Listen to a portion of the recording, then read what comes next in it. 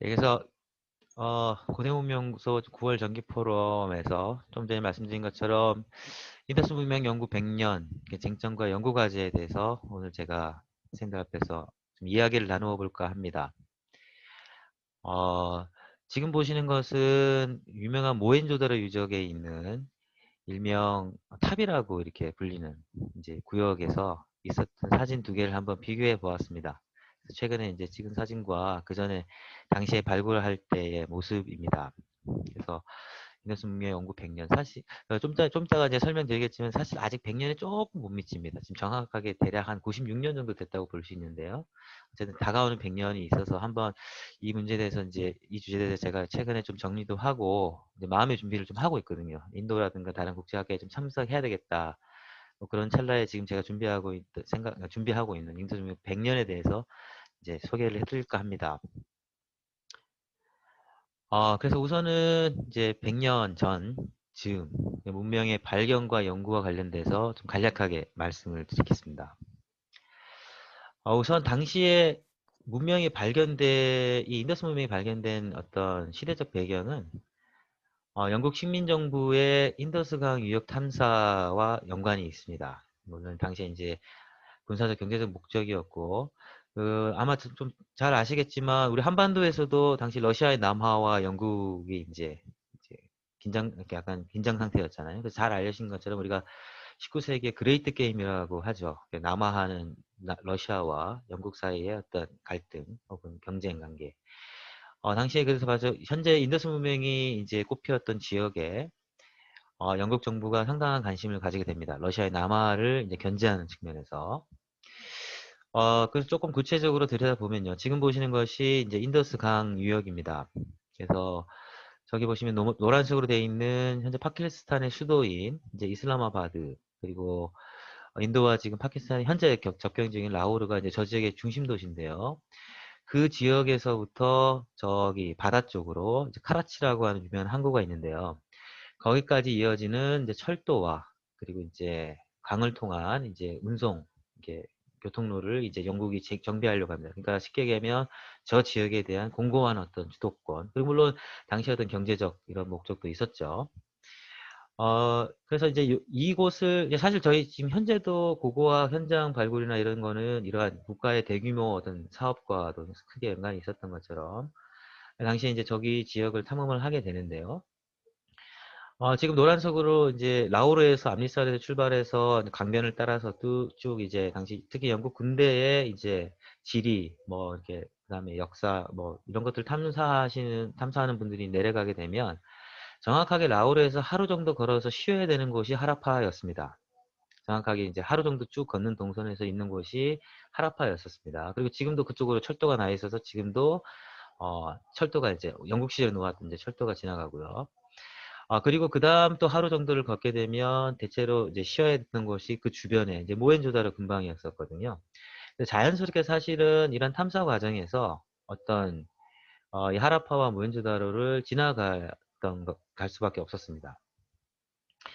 당시에 이제 사진인데요. 이제 물론 이제 사실 아주 많은 탐험대들이 19세기에 이곳을 방문했었습니다. 그래서 영국인 탐험대는 근데 당시에 언제 누가 건설한 도시였는지 알 수가 없었습니다. 분명히 이제 이게 고대 도시라는 것을 알고 있었는데요. 문제는 이제 인도의 이러한 당시에 19세기에 이러한 폐허가 된 유적이 막 인도 전국에 막 산재해 있었죠. 대체로 뭐 그것 중에 하나 아닌가 말하고 생각하는 정도였다라는 기록들이 이제 남아 있습니다. 또 하나의 이제 이 지역에서 이제 인더스 문명이 발견될 수 있었던 어떤 시대적 배경은 당시 이 지역에 두 가지 유명한 이제 문헌이 이제 큰 어떤 붐을 일으킵니다. 많은 이제 탐험가들을 하는. 그래서 왼쪽 편에, 지금 화면에서 보시는 알렉산더 대왕의 원정 기록. 그래서 여러분 잘 아시는 오렐스타인 같은 경우가 유년 시절에 이 알렉산더 대왕의 이렇게 기록을 보고 이 지역에 대한 탐험의 꿈을 끼웠다라고 알려져 있습니다. 그리고 또 하나는 당시에 현장의 대당서역기가 특히 불어로 번역이 돼서 유럽에 소개가 되었습니다. 그래서 그 유럽에 소개된 현장의 대당서역기에 담겨 있는 이 정보들을 가지고 알렉산더 대왕의 원정 기록의 바탕에서 고대 이제 그리스의 도시들을 찾고자 했던 그 꿈처럼 그 지역을 지났던 고대 도시들을 찾고자 하는 그런 어떤 붐이 있었습니다. 그래서 어, 당시에 좀 진지한 오렐스타인과 그 밑에 보시는 것은 굉장히 잘 알려져 있는 현장의 대당설기를 기반으로 해서 이 지역의 많은 불교족들을 거의 뭐 지금 한 80% 이상 당시에 찾아냈던 알렉산더 커닝엄이라고 하는 아주 유명한 탐험가입니다. 그래서 이 두 책이 일으켰던 중에 뭐랄까 역사고고학이라고 할까요? 네, 그것도 이제 중요한 배경입니다. 또 하나는 이제 당시에 이제 영국 정부라든가 뭐 당시에 관료들 좀 이렇게 그 수집가들한테 간다라 불교 미술이 굉장히 큰 인기를 얻었죠. 그래서 뭐 소위에서 돈이 좀 되는 그리고 이제 이들의 탐험에 이제 사실은 경제적 지원을 했던 아주 중요한 수단 중에 하나였습니다. 간다라 불교 미술품들이. 그래서 이제 간다라 불교 미술에 대한 관심 때문에 이 지역에 대한 이제 조사나 답사도 굉장히 이제 붐을 일으켰던 상황이었습니다. 그래서 이제 아까 같이 그런 탐험이라고 하는 것 속에서 영국 정부, 당시 이제 제국주의 정부가 지원하고 관심을 가지고 있으면서 거기에 이제 많은 일들이 이제 생겼고 또 그런 인프라가 구축되면서 교통량도 좀 좋아지고 이런 속에서 두 책을 중심으로 하는 이런 붐 속에서 이제 하라파와 모헨조다로도 이제 본격적으로 이제 연구자들이 관심을 가졌는데 당시에 그 19세기까지는 그래서 이제 이 유적을 이제 그 민간이 알고 있는 전설의 그런 게 아니라 불교 승원 유적일 것이다라고 생각했습니다. 실제로 이 주변에 있는 간다라 시대의 불교 승원도 그렇고 그 당시 알려져 있는 인도 북인도 지역의 이제 벽돌을 만든 승원과 당연히 사람이 사는 건물을 이제 벽돌을 만들었기 때문에 비슷하기도 했고 그래서 아마 제가 19세기에 이 유적을 답사했더라도 이거는 뭐 쿠샨 시대나 뭐 이 정도의 불교 승원 유적이 아니었을까라고 판단했을 정도로 이제 발굴을 하기 전까지는요. 네, 그렇게 생각되었습니다. 아까 말씀드렸던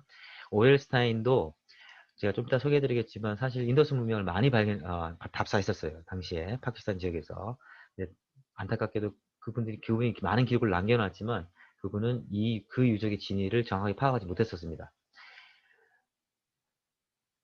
이제 그러다가 존 마샬이라고 하는 당시에 20대의 젊은 고고학자가 이제 인도의 이제 고고학 담당자로 오게 됩니다. 그래서 지금도 인도 정부 연구기관인데요. 이제 저희로 치면 국립문화재연구소 정도 되는 아키올리칼 서비 오브 인디아라는 게 이제 생겼습니다. 그 약간의 역사적 배경을 설명드리면 세포의 항쟁 이후에 이제 인도를 식민지가 아닌 영국의 일부로서 전환을 하죠. 그러면서 영국 내에 가지고 있던 이렇게 고대 문명을 조사하는 서비 기구를 인도에도 설치합니다. 뭐 다른 기구, 뭐 식물 연구하는 거 뭐 등등 해서 그 정책의 방향성은 이제 인도는 식민지가 아니라 영국의 일부다 이렇게 해서 영국에 있는 모든 어떤 것들을 같이 이제 놓는 배경 속에서 당시에 이제 인도 고고학 조사국이 설립되는데요. 거기 초기 회장으로 이제 존 마샬이라고 하는 이제 당시 20대 고고학자가 옵니다. 근데 이 고고학자는 이제 학부 시절에, 지금은 좀 학부 시절에 메소포타미아 문명에서의 경험이 있었습니다. 그러니까 오기 전에. 그러다 보니까 이 유적에 대한 진위를 정확하게 파악한 거죠. 한편 흥미로운 것은 당시 인도 지역에 있는 불교라든가 이런 것에 대해서는 문외한이었습니다. 오히려 깨끗한 어떤 이렇게 다른 문명을 봤던 고고학자의 눈에 있었기 때문에 이 유적이 발견될 수 있었던 것이 아주 흥미로운 사실 중에 하나입니다. 그래서 뭐 메소포타미아에서 좀 봤던 인장이라든가 기타 등등의 걸 통해서 그래서 이제 존 마샬 경이 그래서 많은 이들이 아까와 같은 19세기에 이미 이 유적을 답사했지만 그 유적의 진위를 알지 못하고 이 존 마샬 경이 이제 이곳에 와서 그 아까 소개드렸던 하라파와 모헨조다로가 청동기 문명이라는 것을 당시 런던 신문에다가 발표한 날짜를 정확하게 1924년 10월 24일을 인더스 문명 발견의 날로 저희 인더스 문명 관련 연구자들이 이제 하고 있습니다. 그래서 아까 말씀드린 것처럼 2024년이 되면 이제 정확하게 인더스 문명 발견 100주년이 되고 전 세계적으로 아마 인더스 문명 관련 연구자들이 모여서 100주년을 기념하는 여러 학회라든가 행사를 할 것 같습니다. 그래서 지금 정확하게는 한 4년 남는 한 96년 정도 된 건데 여러분 크게 이제 여러분한테 미리 소개를 드리고 혹시 이제 저도 사실 한 4년 정도 남은 이후에 이제 아까 말씀드렸지만 이 문제와 연관돼서 이제 이렇게 좀 최근에 고민하고 있고 연구하고 있어서 오늘 이렇게 발표를 하게 됐습니다. 어쨌든 이걸 통해서 이제 간략하게 이제 소개를 드렸고요.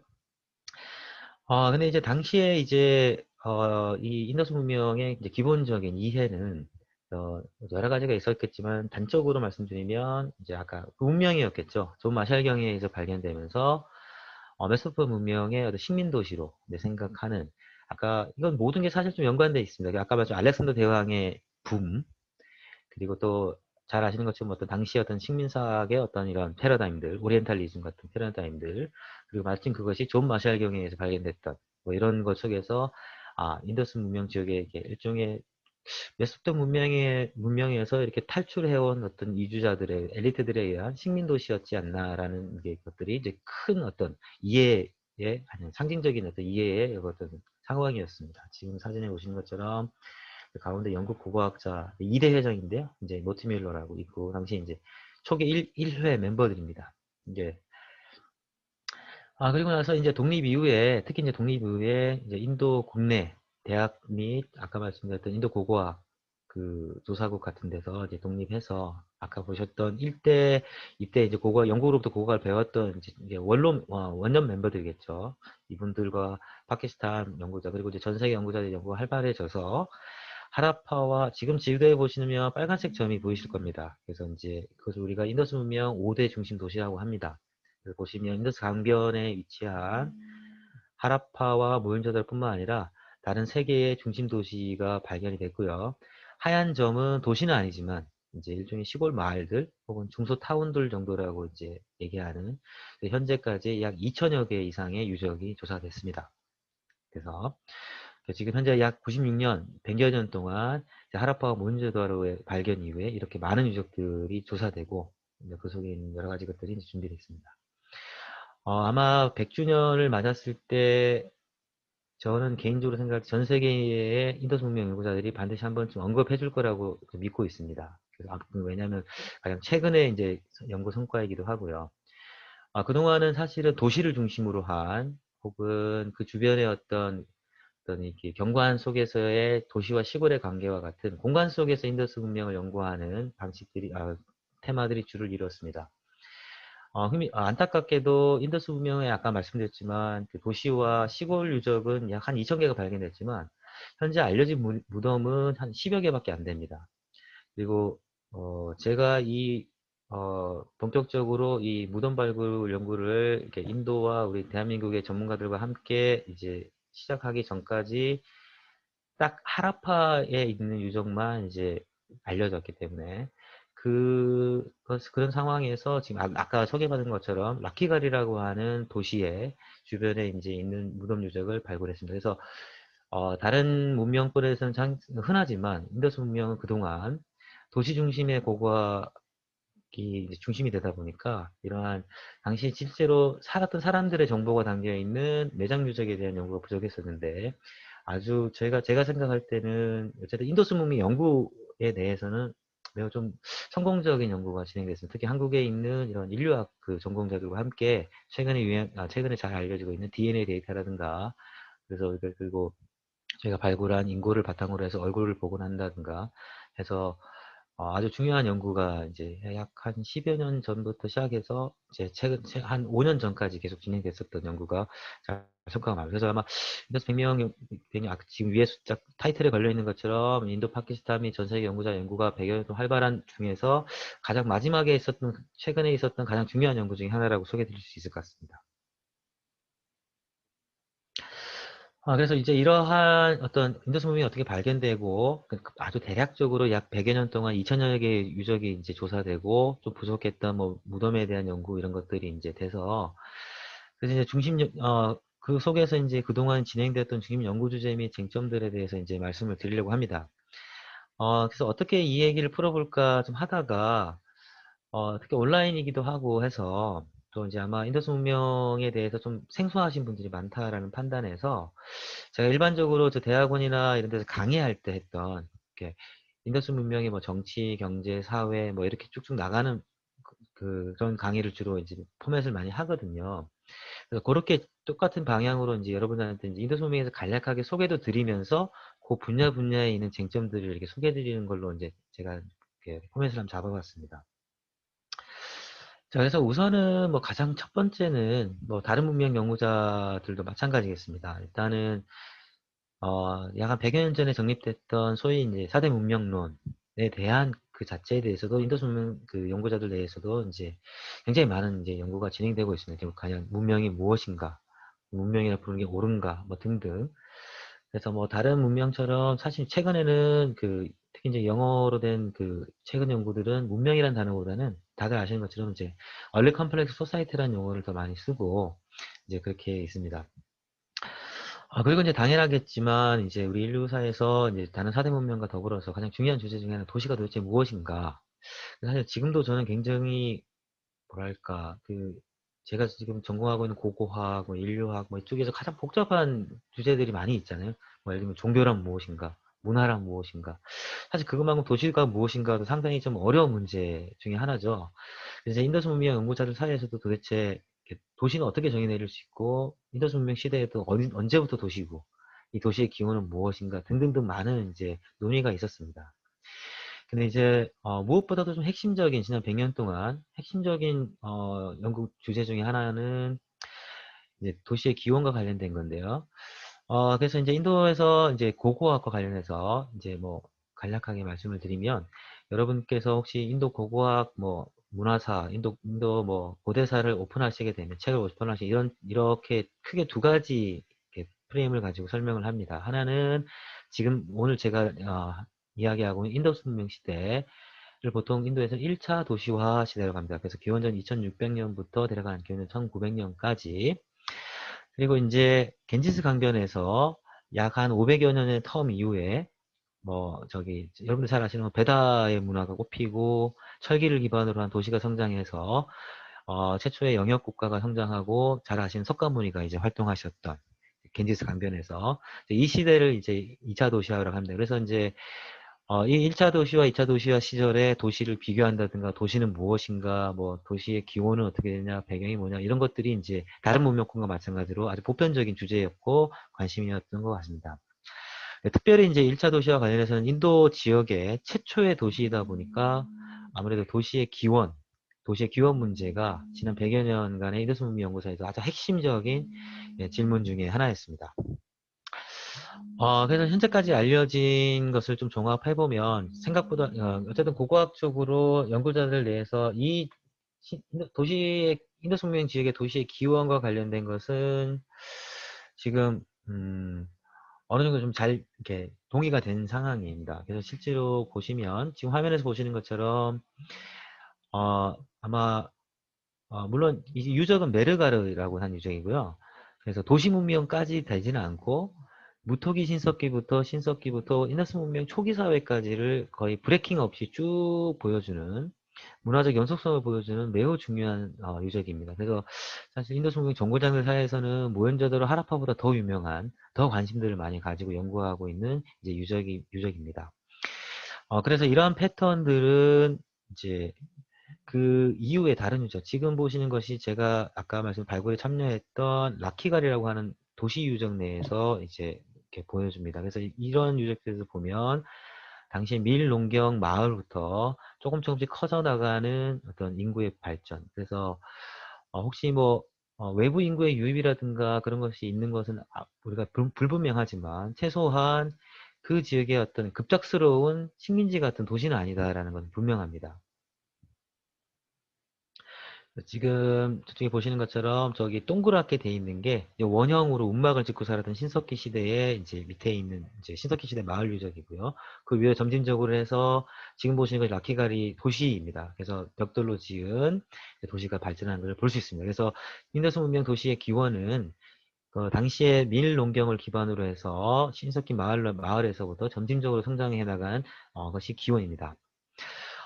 그리고 이제 그 지역적인 패턴을 보아도 저 위에 보신 지금 밑에 보시는 사진 밑에 보시는 것이 하크라웨어라고 되고 있는 것이 이제 하크라라고 하는 토기를 가지고 있는 이 지역 신석기 마을 그, 뭐 문화인데요. 이렇게 해서 그 전체적으로 배치 상태도 크게 변하지 않는 것을 이제 확인하실 수 있겠습니다. 그래서 이걸 제가 좀 이렇게 좀 간략하게 이제 개념화 해봤습니다. 그래서 A와 B, C와 B라고 하는 이제 이런 마을에서 그중에 좀 큰 어떤 밀농경 마을이 도시로 성장을 하고 일부 마을은 사라지기도 하고 하는 과정을 통해서 인더스 문명이 이제 도시가 발전했습니다. 그래서 이 전체 프로세스를 이제 크게 보면 도시의 기원과 발전을 이렇게 세 가지로 구분해서 이제 설명하고 있습니다. 뭐 약간의 편견에 대해서 약간의 이견들은 있지만 이 전반적인 프로세스, 도시의 기원, 발전, 그리고 쇠퇴까지 이어지는 이 프로세스는 전 세계 대부분 연구자들이 거의 동의하고 있는 내용입니다. 그래서 인도스 문명은 크게 초기, 전성기, 후기 이렇게 세 시대로 구분해서 이제 설명을 하는데요. 그래서 초기는 이제 아까 설명드렸던 밀농경 마을에서 그 밀농경 마을이 어떤 특정한 지역을 중심으로 해서 지역 단위로 통합하는 현상을 나타내는 때를 이야기합니다. 그래서 이때는 지역 중심 마을이 등장을 하고 사업과 교육이 증대하는 시기를 말합니다. 그래서 그 신석기 마을은 아니고요. 거기서 이제 약간 일정 전환기 정도 되겠죠. 도시를 중심으로 한 문명 사회로 나아가는 전환기 정도로 생각하시면 되겠습니다. 그래서 지금 보시는 것이 바로 이제 초기 하라파 문명 시절의 이야기입니다. 그래서 파란 색깔, 뭐 녹색깔, 빨간 색깔 이렇게 보시는 것처럼 신석기 시대의 밀농경 마을을 중심으로 했던 사회에서 최소한 지역적인 어떤 문화적 통합이 이제 보입니다. 그래서 저 지역에 나타나는 어떤 물질 문명의 유사성들이 이제 등장하는 시기입니다. 그래서 이 시기를 초기 하라파 시대라고 합니다. 네, 그러다가 이제 전성기 시절에 들어가게 되면 이제 여러분들이 익숙한 시대입니다. 그래서 전 지역에 걸친 문화적 보편성이 등장을 하고요. 아까 소개해드린 것처럼 다섯 개 지역을 중심으로 한, 다섯 개 지역의 중심 도시를 중심으로 해서 여러 가지 문화적 규격화, 그다음에 정확히 해동되지 않고 있지만 문자를 사용했던 것이 확실시되고요. 도량형이 통일되고 어떤 보편적인 장래 문화가 여기저기 있는 정도로. 그래서 아까 보신 것처럼 지역적인 문화적 특징이 아니라 이 지역 전체에 걸쳐서 전성기 하라파 시대 문명에서는 거의 유사한, 거의 똑같은 형태의 유물들이 발굴되고 있습니다. 그래서 딱 손에 들면 이게 전성기라고 하는 것이 조금만 익숙해져도 이해하실 수 있을 정도로. 그래서 지금 보시는 바로 이 지도가 전성기 하라파 인더스 문명 시절을 말씀드려서 도시를 중심으로 한, 우리가 흔히 얘기하는 도심을 중심으로 한, 물론 이제 시골 마을도 존재하고요. 그래서 다섯 개 중심을 한 이제 도시입니다. 그래서 저 다섯 개 지역에 물론 약간의 차이는 있지만 다섯 개 지역에서 발굴된 유물들의 유사성이 거의 매우 이제 도드라질 좀 유사하고 예, 그렇습니다. 자, 그러다가 이제 보통 이 도시가 이제 쇠퇴하는, 여러분들 잘 아시고 있을 겁니다. 그죠? 그래서 이때는 이제 어떻게 보면 전환기 때와 비슷한 현상이 이제 나타납니다. 시골로의 회귀가 이제 일어납니다. 그리고 대체로 약간 인구는 겐지스 유역과 남부 지역으로 이동했던 것으로 이제 파악이 됩니다. 지금 보시는 것처럼. 그래서 이 당시에 이제 시기의 문화적인 걸 보면 아까 초반기에 보셨던 것처럼 큰 지역적인 어떤 문화적 그것은 보이지만 점차적으로 이렇게 남반 쪽으로 그리고 겐지스 유역 쪽으로 이제 지나가고 있는 것을 볼 수 있는. 그래서 어, 지난 100여 년 동안 대략적으로 도시의 기원과 어떤 발전 과정은 미래문명 연구에서는 제법 많은 연구자들이 집중적으로 논의했던 주제이고 또 고고학적으로 잘 증명된 주제 중에 하나라고 말씀드릴 수 있겠습니다.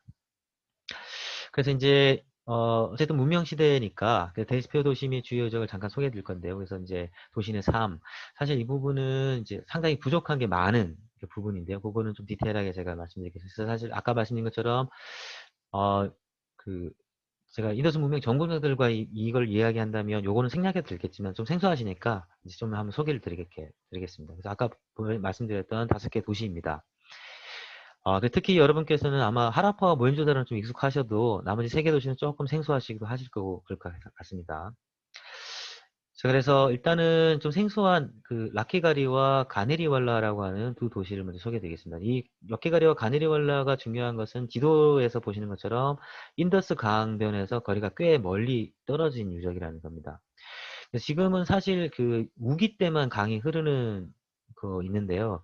그래서 지금 보시는 것처럼 라키가리와 가네리왈라를 중심으로 해서 주변에 하얀 점들이 많이 보이시죠? 그래서 많은 인구가 밀집됐던 지역인데, 그래서 어떻게 보면 그 인더스 강 유역보다 훨씬 더 많은 인구가 모여 살았다라고도 볼 수 있습니다. 그래서 이제 이것이 사실 지난 100년 전과 지금과 많이 달라진 점이라고 생각이 됩니다. 그래서 인더스 강변보다 오히려 그 주변에 있었던 지금 현재 가그라 하크라 강이라고 부르는데요. 그래서 요거는 요 관련된 논란은 좀 더 말씀드리겠지만 어쨌든 이 강이 말라버리는 그러니까 그 당시는 지금보다 훨씬 더 강이 풍부하지 않았을까라고 거의 다 추측이 가능하죠. 지금 보시는 것처럼. 그래서 지금 이 강은 이 인더스문명 연구에서 그냥 논란의 하나입니다. 그래서 이 강이 정말 당시에도 우기에만 좀 흐르는 강이었고 그게 오히려 사람들이 사용하기 더 좋았기 때문에 여기다 인구가 있지 않냐. 아니다. 그때 인더스는 많이 흘렀었고 뭐 이런 여러 가지 지금 자연과학적인 연구에 기반한 논란이 있는 곳인데요. 어쨌든 한 가지는 확실합니다. 그래서 인더스 강변보다 저 지역의 인구가 어, 최소한 비등하게 많았다라는 겁니다. 그런데 이제 안타깝게도 지금 가네리왈라라고 하는 도시는 그 도시의 전체적인 면적과 예거는 알려져 있지만 인도 파키스탄 국경선 내 우리로 지금 DMZ 같은 그런 속에 있는 유적이라서 아직 본격적인 발굴 조사가 되지 않거든요. 일종의 뭐랄까 아직 아무 어떤 고고학자도 건드리지 않은 일종의 그겁니다. 그래서 지난 시절에 이제 좀 특히 오래전에 있었던 하라파와 모헨조다로의 발굴 그리고 좀 이따 소개해드리겠지만 돌라비라 같은 경우가 이제 인도 고고학 조사국에서 발굴을 했었는데요. 한 80년대부터 조금 아쉬운 점을 많이 당했어요. 너무 급박하게 했어요. 도시를 확 드러내는. 그래서 아마 지금 인더스 문명이 여러 가지 부족한 점을 가장 많이 가능성을 담고 있는 이게 유적이라고 소개해드릴 수 있겠습니다. 그리고 또 하나는 지금 보여드리신 라키가리 유적입니다. 좀 지도에 보셨던. 이제 제가 이제 발굴에 참여했던, 제가 그 인도 유학 기간 내내 이제 매년 겨울마다 이제 발굴에 참여했던 유적인데요. 그래서 이 유적의 특징은 이제 다른 지역이 다른 도시들이 뭐 상업이라든가 어떤 무역이라든가 이런 것들 기반한 도시였다고 하면 각을 하크라강 평야의 농업 중심 도시라고 소개해드릴 수 있습니다. 그래서 패턴은 도시군계 많은 농촌마을 가지고 있었고 인구 밀도는 낮으나 도시 분포 면적이 매우 큰 듬성듬성 그리고 말린 벽돌, 이제 구운 벽돌이 아니라 그러니까 모헨조다로 하라파는 구운 벽돌. 사실 이건 굉장히 중요한 차이죠. 구운 벽돌과 말린 벽돌은. 그래서 어떤 농촌적 가옥 모습을 간직하고 있다. 그래서 이제 인더스 문명에 있어서 도시를 이해하는 데 있어서 라키가리오가 가지고 있는 하나의 특징은 우리가 농업을 중심으로 해서도 당시에 도시가 있을 수 있다는 거죠. 우리는 일반적으로 도시는 무조건 상공, 물론 이제 저 지역에 뭐 상공이 없었다는 게 아니라 그래서 좀 농업 중심 도시에 대한 어떤 이해를 높이는 어떤 중요한 유적이라고 생각합니다. 그래서 이렇게 주변에 농촌 지역과 그 주변 농경마을 뭐 이렇게 분포된 것이 잘 되어 있습니다. 이제 그 다음은 이제 여러분께서도 잘 익숙하고 잘 알고 계신 하라파에 대해서 이제 간략히 소개해 드릴게요. 지금 보시는 것처럼 이제 이렇게 높이 마운드라고 하죠. 이렇게 있고 이것은 당시 이제 아까 소개해드렸던 존 마샬이라든가 초기 고고학자들이 붙인 이름을 유적 명칭을 그대로 따서 저희가 지금 그대로 하고 있는데요. 그래서 하라파는 뭐 최초로 조사 연구된 유적이기도 하고 최근까지 꼼꼼한 학술 연구가 계속 진행된 특히 미국 팀에서 계속 진행을 했었습니다. 그래서 제법 연구가 아주 꼼꼼하게 잘 된 그 타입 사이트라고 이제 소개할 수 있겠고요. 일단 좀 기억해 주셨으면 하는 것은 이제 인더스 강, 중심 강에 본류에 있지 않다라는 겁니다. 그래서 이 강은 굉장히 중요한데 아까 지도를 기억하시면 예를 들어서 이집트 문명은 델타 쪽으로 해서 이렇게 강이 하류 쪽에서 퍼지잖아요. 근데 인더스 문명 그와 반대 방향 반대에 있다는 거죠. 히말라야에서 발원하는 작은 지류들이 본류에 합류합니다. 그래서 그 이집트가 해안과 가까운 델타 지역 쪽이 풍요로운 땅이었다면 이쪽은 사실 그 지류가 흐르는 쪽이 훨씬 더 사람이 살기 좋다는 겁니다. 그래서 이거는 굉장히 흥미로운데요. 우리가 보통 사대문명론에서 거대한 강, 뭐 이런 거지잖아요. 거대한 강을 이렇게 거대한 강에 대한 도전 뭐 이런 속에서 문명이 꼽혔다는 건데 이제 인더스 문명의 리얼리티를 보면 사실 인더스 문명 본류 지역 주변에는 모헨조다로를 제외하면 거의 큰 도시가 생성하지 않았습니다. 즉 당시 인도스 문명인들이 거대한 강은 피했다라고 생각하셔도 좋고 그 대표적인 게 이제 하라파인데요. 하라파도 이 라비라고 하는 인더스 문명으로 흘러들어가는 작은 지류에 속한 도시입니다. 그리고 이제 아까 소개했던 것처럼 이 유적에서도 후기 신석기 시대부터 이렇게 전환기 그리고 도시 문명 시절 후기 시기 세태 이후까지 이제 매우 오랜 어떤 역사가 잘 이제 연구되었고 그래서 제가 가끔 대학에서 강의할 때는 우리의 유서 깊은 도시 경주와 비슷하다 이렇게 소개를 합니다. 그래서 아주 늦게까지 아주 고르게 오랫동안 지속된 도시라고 말씀드렸습니다. 지금 보시는 것이 이제 하라파의 다시 도시 전경의 복원 모습인데요. 저렇게 몇 개의 구역을 이제 도성으로 분류하고 저 뒤에 이제 라비강 지류가 보이시죠? 이제 그 강을 중심으로 해서 그 반대편에 이렇게 농경지가 있었던 도시였고요. 인구는 대략적으로 한 수만 명 정도였다라고 이제 알려져 있습니다. 근데 이제 아까 소개했던 라키가리아와 굳이 비교를 한다고 하면 이곳은 주변에 농경 마을이 거의 이제 드러나지 않은, 그래서 조금 비교가 되죠. 라키가리아 주변에 농촌 말이 있지만 여기는 어떤 농업은 아마 그 도시인들이 정도 먹을 수 있는 정도 뭐 이 정도가 아니었을까. 그래서 흥미롭게도 주변에 농촌 마을이 좀 발견이 잘 안 되는 그런 것이 아주 특징적인 유적입니다. 그래서 뭐 보시는 것처럼 지금 가운데 있는 넓은 구역이 이제 주거지 구역이고요. 그리고 이제 거기에는 이제 많은 이제 생활용수들. 그래서 그 강에서 물을 끌어쓰기도 하고 우기 때 모으기도 하고요. 음. 그리고 이제 도시에서 이제 중요한 것은 이제 그 도시의 어떤 곡식 창고, 방앗간 이런 것이 이제 모헨조다로 하라파에서 발견됐는데요. 이건 상당히 좀 의미가 있는데 뒤에 제가 정치 사회에 관련된 논란을 얘기할 때 어떻게 보면 도시에 왜 이런 공통창고와 방앗간이 있을까? 그 약간 우리가 흔히 얘기하는 좀 어떤 그 공동체 사회라고 할까요? 혹은 아니면 또 혹은 저것을 당시에 소위 얘기해서 이제 재화와 재물을 통해서 도시를 지배하는 세력이 있었을까와 같은 이런 논란, 당시에 했던 도시의 어떤 정치 이것들에 대해서 논의할 때 굉장히 중요하게 소재를 삼는 것 중에 하나입니다. 그 아마 복원된 모습인데요. 이와 같은 도시에 거대한 곡식 창고가 있었던 것이 이제 굉장히 흥미롭습니다. 그리고 이제 인더스 문명 전체에서 한 10개 중에 10개 정도 알려진 이제 무덤 구역이 유형이 알려져 있는데요. 바로 그 도시 5개 도시 중에서 무덤이 알려진 건 다 알려지긴 한데 지금 보시는 것처럼 하라파가 이제 무덤이 있고요. 제 개인적인 견해로 말씀드리면 미국 팀에서 도시라든가 이런 고고학은 잘 하셨는데 요 무덤 발굴은 제가 볼 때 조금 아마추어들이 했다라고 생각하고 있습니다. 요거는 비밀인데요. 잘 못하는 분들이 그냥 있으니까 하셨다는 느낌이 들 정도로 조금 또 아쉬움이 많이 남는 발굴이었습니다. 그리고 나서 이제 모헨조다로도 빨리 좀 익숙하니까 이건 빨리 좀 소개해 드릴게요. 잘 아시는 모헨조다로입니다. 두 개의 넓은 주변 지역보다 상대적으로 높은 구역에 이제 조성됐던 두 개의 도시인데요. 당시 지역민들은 이제 망자의 언덕이라고 모헨, 그러니까 시신의 다로 언덕이라는 뜻입니다. 다들 잘 알고 계시겠죠. 이 모헨조다로는 아마 5개 도시 중에서 가장 상공업이 발달했던 이제 도시가 그 라키가리와 비교해 보시면 좋겠습니다. 그리고 많은 가정 혹은 영재 숭업 공장들이 실제로 이제 발견됐던 이제 곳이고요. 그리고 전성기 시절에 계획 발전이 됐답니다. 그래서 좀 비교하자면 아까처럼 신석기 시대도 쭉 올라가는 이런 어떤 전환기가 안 보입니다.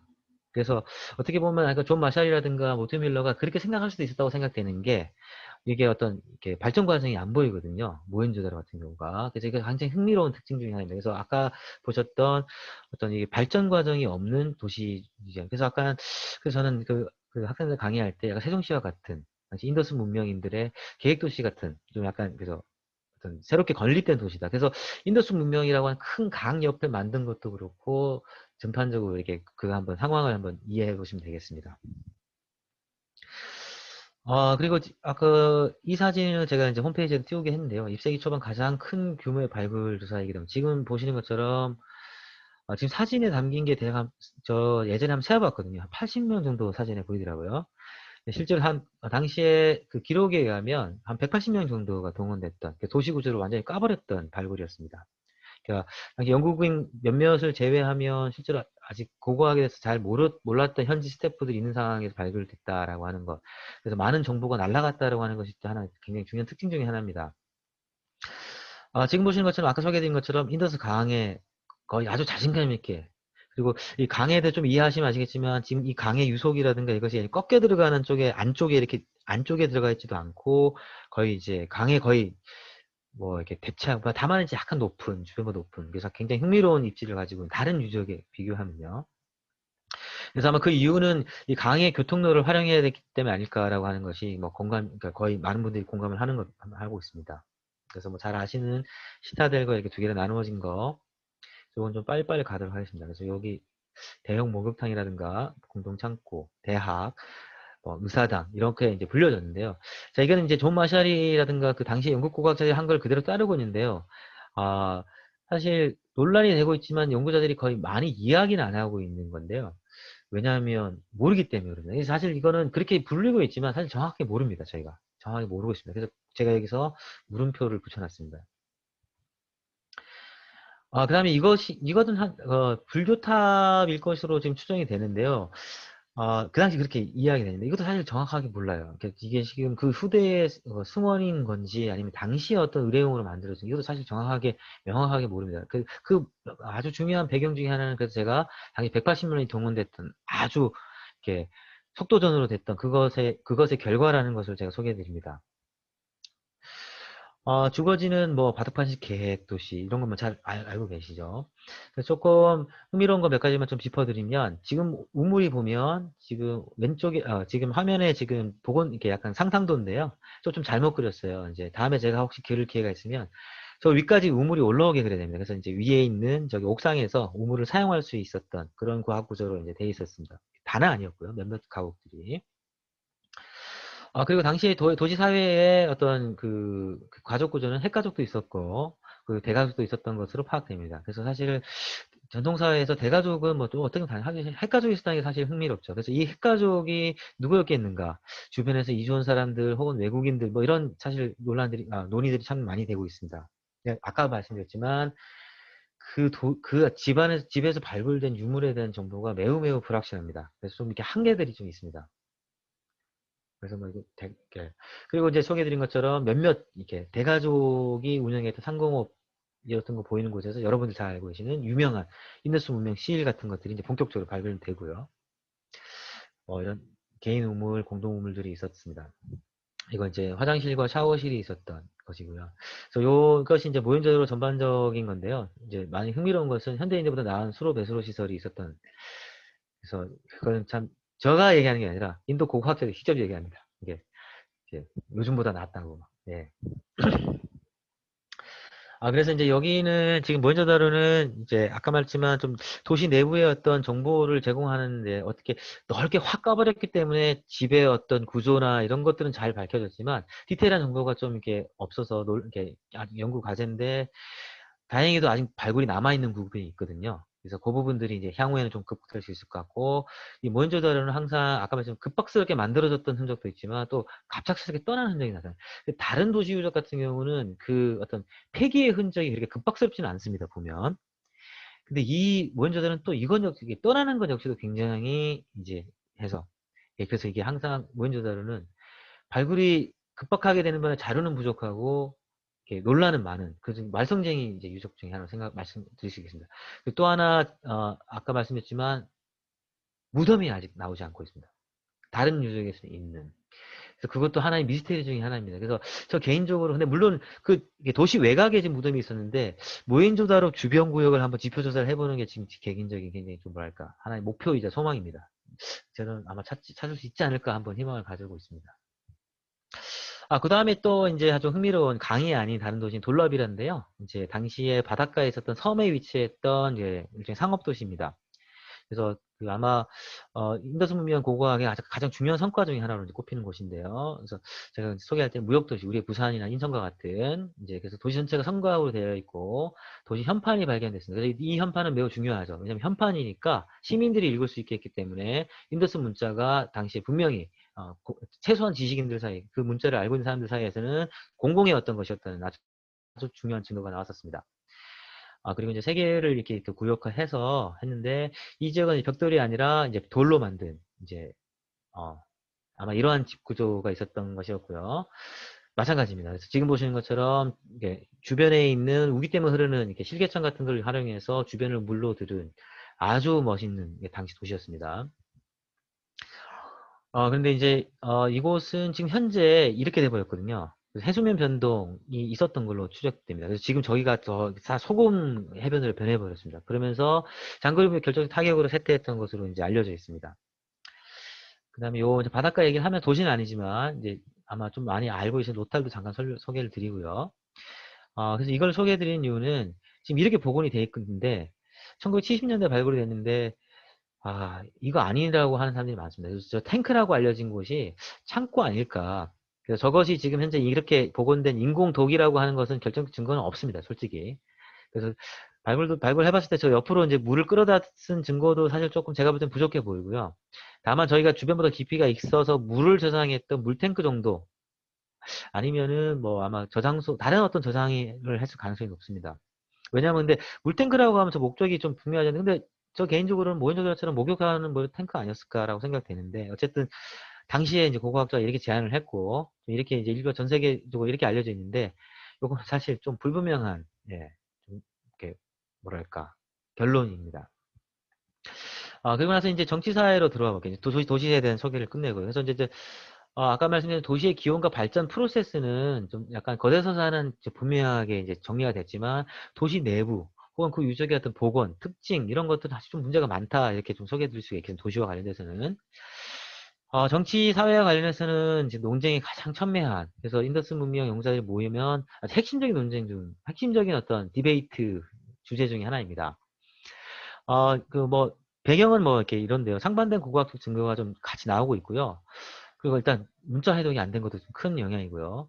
지금도 마찬가지지만 현재 대한민국 사회를 평가하는 것이 서로 다르잖아요. 그런 것처럼 어떤 이런 같은 증거를 두고서도 같은 사회의 모습을 두고서도 어떤 여러 가지 평가가 다른 것 때문에 당시 정치 사회가 굉장히 이제 미스테리합니다. 일단은 그래서 지금 치프덤이냐 아니면 도시 사회, 도시국가 사회냐 아니면 이제 스테이트까지 넘어가는 사회냐 이게 이제 가장 핵심인데요. 일단은 좀 보면 의견들을 좀 이렇게 정리해 보면 이렇게 그 치프덤 사회였다. 약간 지역 중심 사회였다라고 하는 건데요.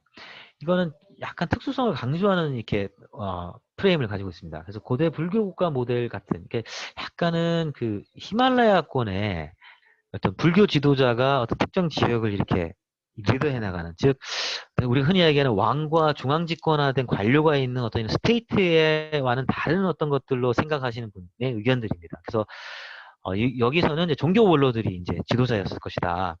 그래서 약간은 우리가 여러분도 잘 알고 계시지만 힌두 보수 들어보셨는지 모르겠지만 인도에는 그 힌두 보수적인 우리가 뭐라고 할까요? 힌두 국수주의자들 현재 지금 정권을 잡고 있는 이쪽 계통에 있는 분들이 많이 생각하시는 그러니까 즉 그 당시에도 힌두교 베다에 담겨 있는 그런 종교의 기초가 되는 어떤 종교 원로들 뭐 이상적인 어떤 것들을 좀 이렇게 감안하는 그런 사회가 되겠습니다.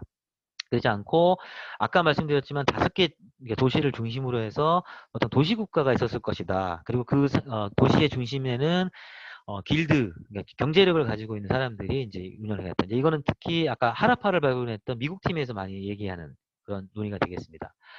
그리고 또 한편에서는 이제 스테이트였다. 그러니까 이거는 약간 보편성을 강조하는 부분이고요. 세습적 재정일치 지도자가 있었던 사회다. 그러니까 전체를 아우르는 그런 거죠. 이제 그래서 이제 그 디테일을 조금 보면 치프덤은 이제 군대는 없었습니다. 왜냐하면 평화로운 이상주의 국가니까 약간 어떻게 보면 마르크스의 원시공산주의 사회를 약간 떠올리기도 합니다. 이 논의의 흐름 배경은 자 왜냐 왕궁이 없고 왕묘도 안 나온다. 다른 지역 문명처럼 대규모 사원이 없다.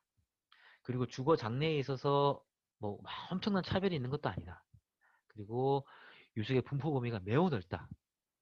이것이 왕이 있었으면 거기 아주 특수한 것을 중심으로 해서 있겠지. 저기저기 있는 인구가 평화롭게 넓고 이렇게 넓게 이렇게 펴져 있는 사회다 이런 거고요. 뭐 두 번째 이게 중심에 있는 중간에 있는 도시국가 모델은 이제 도시성곽 길드 군사를 통해서 그리고 인장은 길드 상징하고 경제 엘리트 집단에서 그래서 미국적인 그래서 약간 그리스 시절의 도시국가와 유사한 느낌의 어떤 그 읽을 때 그런 것을 연상해도 좋겠습니다. 근데 이제 보편성은 이제 경찰이 있었을 거고 이제 시타델 구역이 이제 그 중심 이제 왕이 있었던 구역이고 뭐 이런 것들을 이제 이야기합니다. 그래서 특히 이 논의에서 가장 중요한 것은 도시가 규격화되어 있었고 문자가 있었고 도량형이 통일되어 있었다라고 하는 어떤 약간 진나라 그 도량형 통일이라고 하는 게 제국의 어떤 상징이지 않습니까? 그래서 요런 것 증거를 이제 주로 강조합니다. 그래서 아까 제가 다시 소개드렸지만 상반된 고고학적 증거가 바로 이걸 얘기합니다. 그러니까 각자 논의의 프레임에서 각자의 증거들을 강조하는 그러한 어떤 것이라고 생각하시면 되겠습니다. 그리고 약간 정치랑 연관되는데요. 그래서 특히 이 논의는 최근 10년 동안 좀 많아지고 있는 것 같습니다. 그래서 인더스 문명과 고대 동남아시아 사회를 비교하는 특히 연구가 많고요. 그래서 이것은 약간 수평적 사회 혹은 수직 사회냐. 그래서 아까 정치와도 약간 연관이 되는데요. 그래서 평등한 사회였냐 아니냐. 그 다음에 뭐 비슷합니다. 그래서 이건 좀 빨리 넘어가도록 하겠습니다. 그래서 노란 색깔을 주목해 주셔서 이렇게 보면 되겠습니다. 그래서 비슷합니다. 정치와 연관된 건데요. 그래서 불교에 따르면 공동지도체제가 있었고 평등주의, 비폭력, 협동조합과 유명한 유사한 사회이데올로기가 존재했다. 카스테도 유사한 배타적 종교 권력이 있었고 사회 이데올로기가 존재했다라고 하는 어떤 아까의 어떤 이 오른쪽과 왼쪽에 있었던 것과 맥락을 같이 하는 그래서 이 정치 사회와 관련된 것은 지금도 풀리지 않는 논쟁 중의 하나입니다.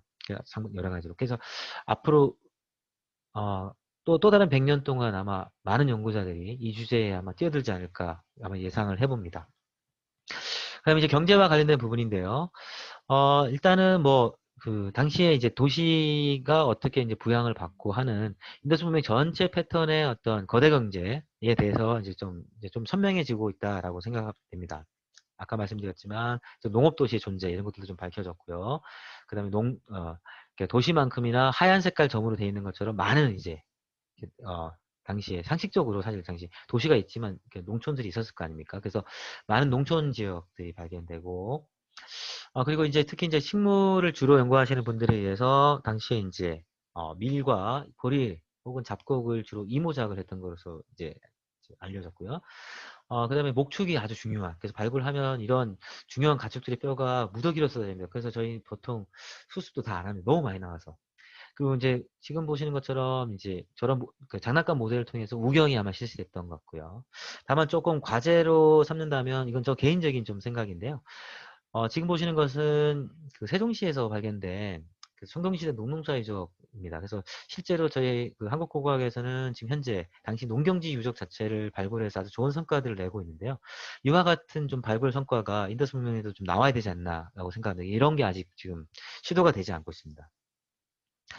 그리고 이제 그 경제적인 부분에서 당시에 이제 의료생활, 그래서 면화와 비단.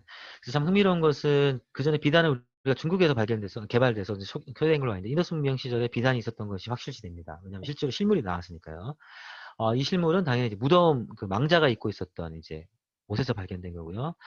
그리고 또 하나 흥미로운 것은 강황이라고 하는 좀 인도 음식의 커리 카레의 기본이 되는 거잖아요. 인더스 문명 사회에서도 이미 향신료를 사용해서 음식을 조리했던 것으로 판단이 됩니다. 그래서 그 레주디라고 찌꺼기 분석 있잖아요. 그걸 해서 강신료도 이제 발견이 됐습니다. 그리고 뭐 이제 약간 기본적인 거지만 이렇게 벽돌이 규격화되어 있습니다. 1대 2대 4. 그래서 저 벽돌 사이즈만 보고도 이제 저희들은 이제 뭐 이렇게 이게 뭐 전성기 시절인지 아닌지를 알 정도로 아주 규격화되어 있고요. 그래서 아마 저런 규격화된 걸 보면 저런 어떤 매니팩처링 하는 어떤 이런 여러 가지 공장들 뭐 이런 것들도 많이 발달이 됐었겠죠. 그리고 이제 히말라야 사회와 아까 말씀드렸지만 히말라야는 목재 규역 이제 있었던 거고 그리고 이제 토기 뭐 다들 아시죠. 그래서 토기가 무더기로 쏟아집니다. 그래서 아마 이것도 아주 토기도 아마 중요한 산업이었겠죠. 그리고 이제 정말 당시에 뭐 중요한 어떤 경제적으로 이렇게 장난감 산업도 굉장히 발달했던 것으로 생각되는데요. 이 장난감은 저 개인적으로는 다른 연구자들은 뭐 일반적으로 인더스문 소개할 때 아주 강조하진 않는데 아주 매우 중요한 유물이라고 생각합니다. 왜냐하면 장난감이 있었다는 것은 당시 어떤 인더스 문명의 평화로운 사회와 연관이 좀 깊거든요. 그러니까 요또 장난감은 아까 소개해드린 대로 정치, 경제, 사회를 이해할 때도 많이 인용되는 즉 약간 평화로운 즉 스테이트 반대편에 있는 사람들이 많이 집어드는 또 증거 중에 하나이기도 합니다. 그리고 이제 혹시 그 유명한 그 유럽의 신석기와 청동기 시대 고고학을 얘기했던 지금 기억이 안 나는데 김부타스인가요?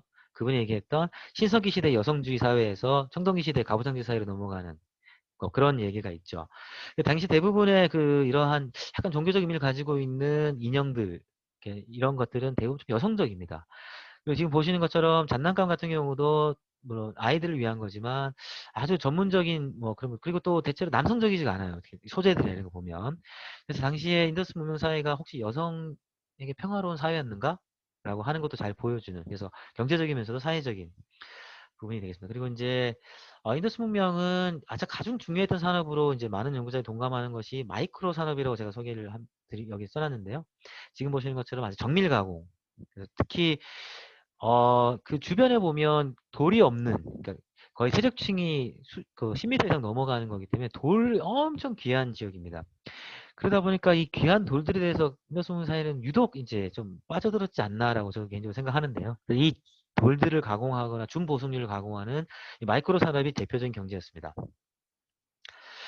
그리고 도량형이 이렇게 발달했었고요. 그리고 무력이 활발했었고, 그리고 이제 이 대무역과 관련해서 여러 가지 이제 연구들이 진행됐고, 그래서 당시에 전반적으로 다른 문명권과의 대외 교역과 관련해서는 뭐 큰 논란 없이 대체로 이제 잘 이제 연구가 진행된 것 같습니다. 그래서 지난 100년 동안 아주 많은 연구가 있었던 분야 중에 하나라고 해서 소개를 드립니다. 그리고 이제 예술과 종교는 마찬가지로 정치 사회처럼 사실 문자 해석이 되지 않기 때문에 이제 되게 어렵죠. 그리고 뭐 이거는 고고학적으로 원래 되게 파악하기 힘든 부분이죠. 근데 몇 가지를 좀 이제 그냥 추측되는 논란이 있지만 이제 좀 유추해 보면 일단 당시의 사회 분위기는 예술과 종교에 대한 것도 일단 실용주의가 이렇게 도시를 봐서도 그렇고요. 일반적이지 않았을까라고 생각을 해봅니다. 그리고 검소한 장례 문화 이런 거 봤을 때도 그렇고요. 그리고 이 패턴은 사실은 인더스 문명뿐만 아니라 인도 국왕 내내 지속됩니다. 여러분 아시는 것처럼 인도에는 화장이 중심이 되고 당시에 왕의 그 묘가 발견된 게 없죠. 그래서 한번 곰곰이 생각해 보시면 다른 지역에서 대부분의 고고학적 유물들은 거대한 왕릉에서 나오잖아요. 우리 한반도를 포함해서 이렇게 우리도 신라 왕릉 같은 그죠? 근데 인도 같은 경우는 이런 실물이 안 나옵니다. 그래서 그거는 그 이후에 뭐 아쇼카 대왕, 뭐 굽타 대왕 전혀 안 나오는데 요때를 닮아 있는 느낌이 듭니다. 이 검소한 문화가. 그리고 이제 또 뭐 약간 당시는 이제 이런 목욕탕 등을 통해서 그리고 약간 불을 활용한 약간 이렇게 화장 같은 것들 이렇게 뭐지 이렇게 동물을 이제 약간 제사했던 그런 유적들 발견돼서 물과 불을 좀 신성시했던 것으로 추정되고 있습니다. 그리고 어떤 이런 종교적 목적이 있었던 것으로 보이는 어떤 기하학적인 어떤 여러 가지 것들을 만들었었고요.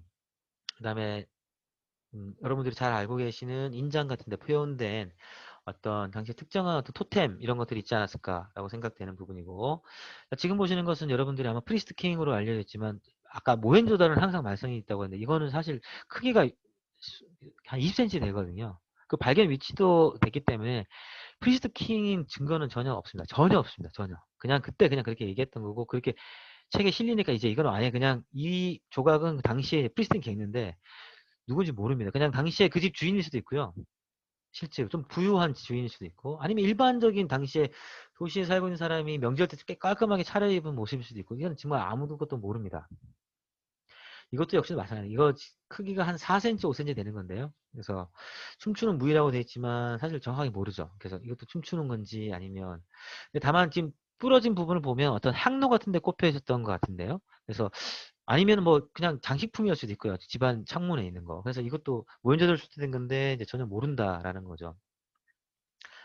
그래서 이제 인장을 제가 소개해 드리는 것은 이제 지금 보시는 것처럼 이제 후대 힌두교, 그러니까 후대 인도에서 지속됐던 문화와의 연속성상에 있는지 없는지는 인도 문명 전체를 흐르고 있는 아까 말씀드렸지만 현재 인도의 정체성, 즉 그 현대 인도 힌두교의 정체성과 인도스 문명이 연관되는지 안 되는지는 아리안 논쟁, 뭐 그다음에 그러니까 인도스 문명의 주민 문제 등등까지 계속해서 연관되거든요. 그래서 지금 보시는 것처럼 이 인장에 표현된 것이 뭔지 정확하게 우리가 알 수는 없지만 혹시 이런 거라고 해서 시바신의 원형이냐? 라고 하는 부분들.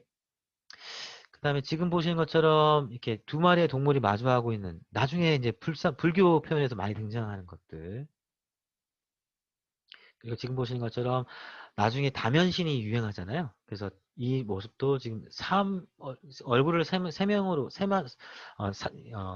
다면으로 바라보고 있는 모습인데요. 그래가 성기가 강조돼요. 그래서 이것이 이제 인더스에서 이렇게 보이는 여러 가지 종교적인 어떤 것을 그린 것 같은 것이 가지고 있는 것에 관련된 아주 핵심 논란 중에 하나입니다. 그래서 약간 인도의 어떤 힌두교 근본주의자들이 아주 강조하는 근데 말씀드린 것처럼 알 수가 없습니다. 그래서 앞으로도 뭐 알기 힘든 것 중에 하나겠죠.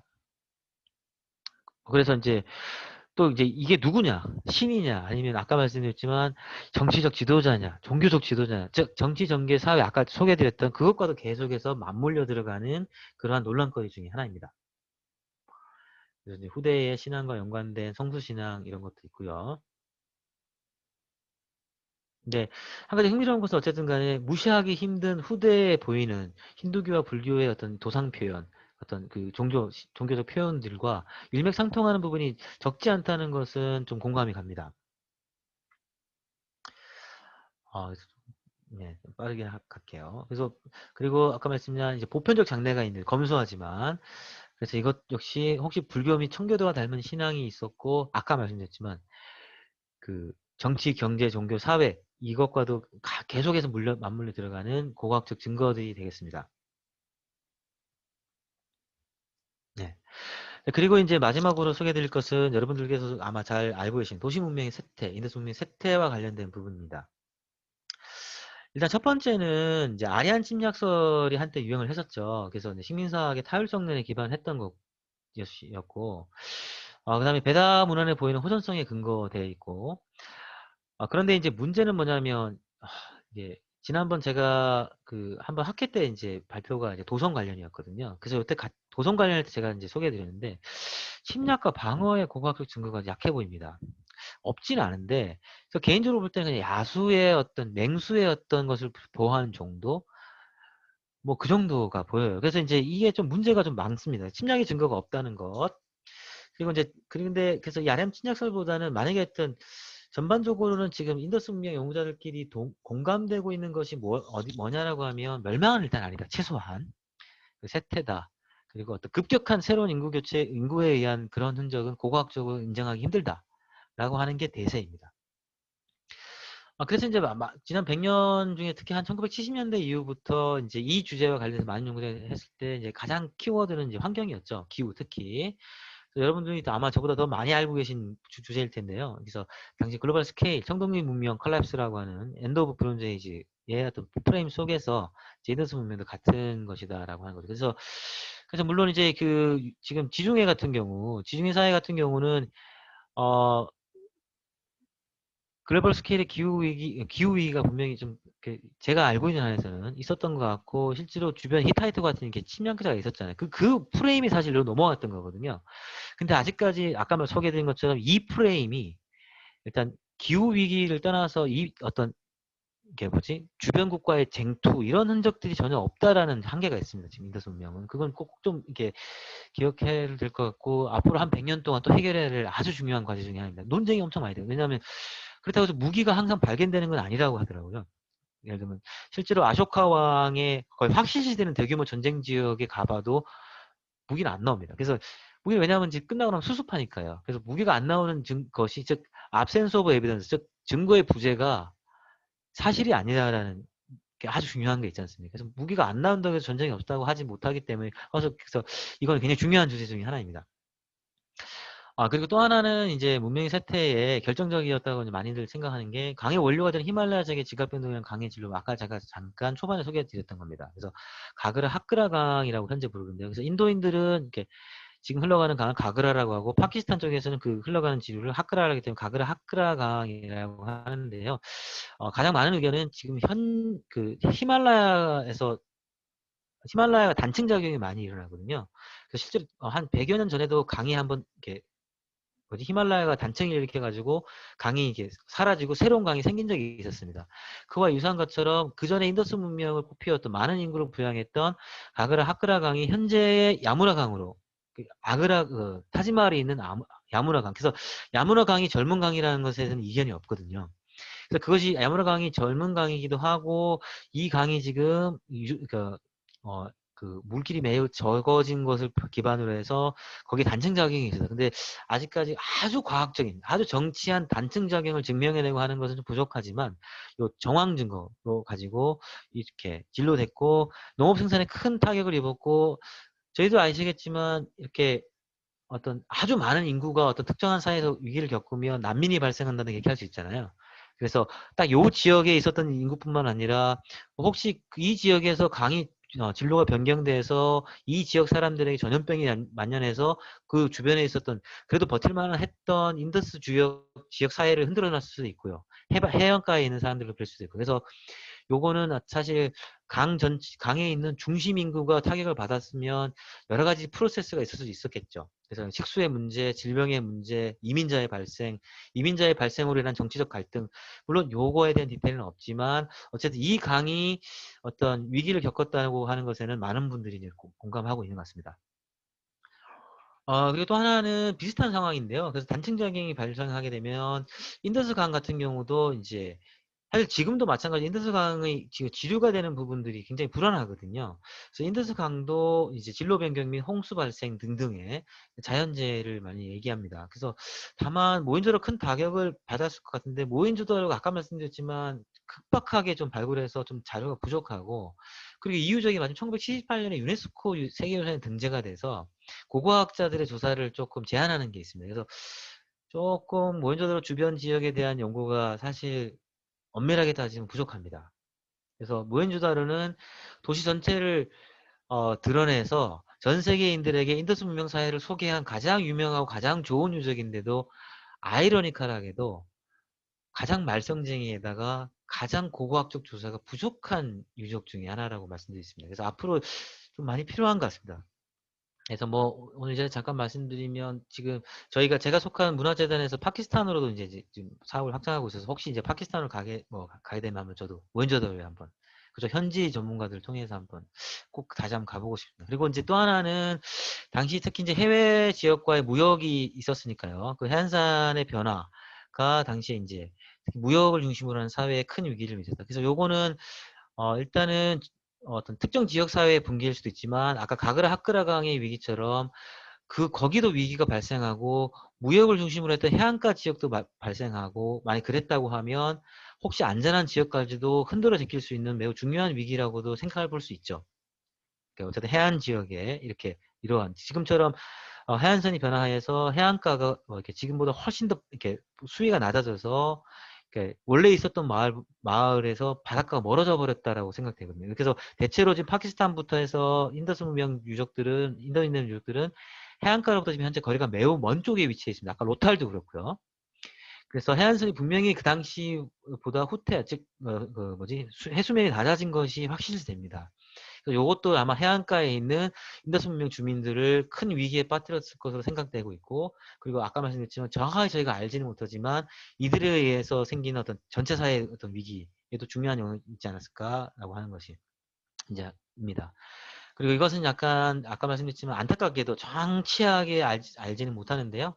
물론 이제 최근에 그 기후학자들에 의해서 여러 가지 이제 논문들이 발표됐지만 저 개인적으로 조금 자료가 조금 데이터가 신뢰가 안 가. 저 개인적인 겁니다. 그래서 여러분에게 특별히 소개는 안 드립니다.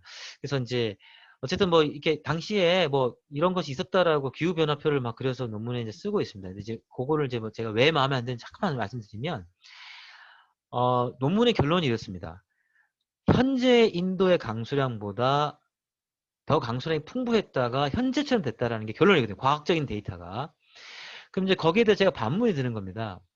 지금 거기가 펀잡 평원이라고 해서 인도인들을 3년 동안 즉 펀잡 지역에서 농사만 져도 인도 전체 인구를 3년 동안 먹여 살립니다.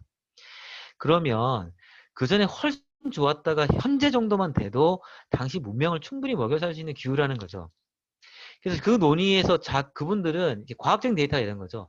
엄청 좋았다가 요 정도로 위기가 왔으니까 멸망이라고 하는 사건이 있으니까 이렇게 연결시키는데 농사가 엄청 어려울 정도로 기후가 나빠졌던 것을 밝히면 모르겠지만 지금 정도로 좋은 기후, 그러니까 훨씬 좋았다가 지금 정도로 좋아진 기후라고 하면 공감하기 힘듭니다. 이 인더스 문명 위기에 도입하기에는. 그래서 이제 그 논문은 제가 소개를 안 드리고요.